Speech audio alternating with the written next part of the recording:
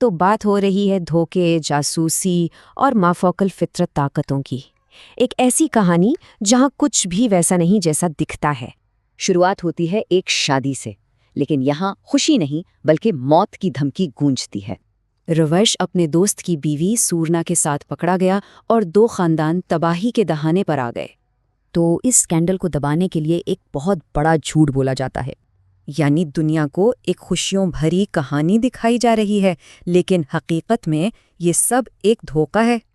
और इस झूठ को सच साबित करने के लिए रविश को मोहब्बत, यहाँ तक कि एक फर्जी हमल का भी ड्रामा करना पड़ता है। इसका हल सिर्फ 2 दिन में। एक जबरदस्ती की शादी, एक राज पर दूसरे राज का पर्दा। लेकिन सवाल ये है कि क्या ये खानदान सिर्फ एक अफेयर ही छुपा रहा है? फिर एक पड़ोसी फैमिली के घर एक थाली देखकर शक में पड़ जाता है।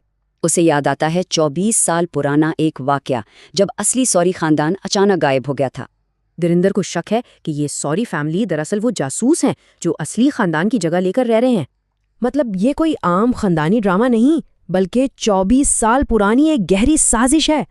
और जब इंसान धोखे का ये खेल खेल रहे हैं, एक माफूकल फितरत ताकत भी बेदार हो रही है। यहाँ बात हो रही है इच्छाधारी नागन की, यानी एक ऐसी मखलूक जो कोई भी इंसानी रूप ले सकती है। ऐसी ताकतें हासिल करने के लिए एक नागिन को पूरे 100 साल तक तपस्या करनी पड़ती है। नागिन की ताकतें तो बहुत हैं, लेकिन उसकी एक कमजोरी भी है, रीढ़ की हड्डी।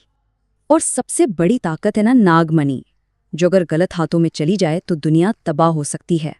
इस वक्त एक नागिन 72 घंटे की तकलीफता तब्दीली से गुजर रही है ताकि अपनी पूरी ताकत हासिल कर सके। तो अब 3 दुनियाएं टकराने वाली हैं, एक फैमिली ड्रामा, एक जासूसी साजिश और एक माफोकुल फितरत जंग। तो पहला सवाल, क्या ये जबरदस्ती की शादी खानदान की असलियत छुपाने में कामयाब होगी? दूसरा, वो रूप बदलने वाली नागिन आखिर है कौन, और क्या वो शादी के मेहमानों में ही शामिल है? और आखिर में सॉरी खानदान का असल मंसूबा क्या है और उसका अंजाम क्या होगा? ये है इस कहानी के अहम किरदार। हर एक का अपना राज है और सब कुछ दांव पर लगा है। धोखे के इस खेल में सबसे बड़ा खतरा वही है जो नजर नहीं आ रहा। तो जब एक खानदान की बुनियाद ही झूठ पर हो, तो देखना यह है कि कौन सा राज उसे जलाकर राख करे।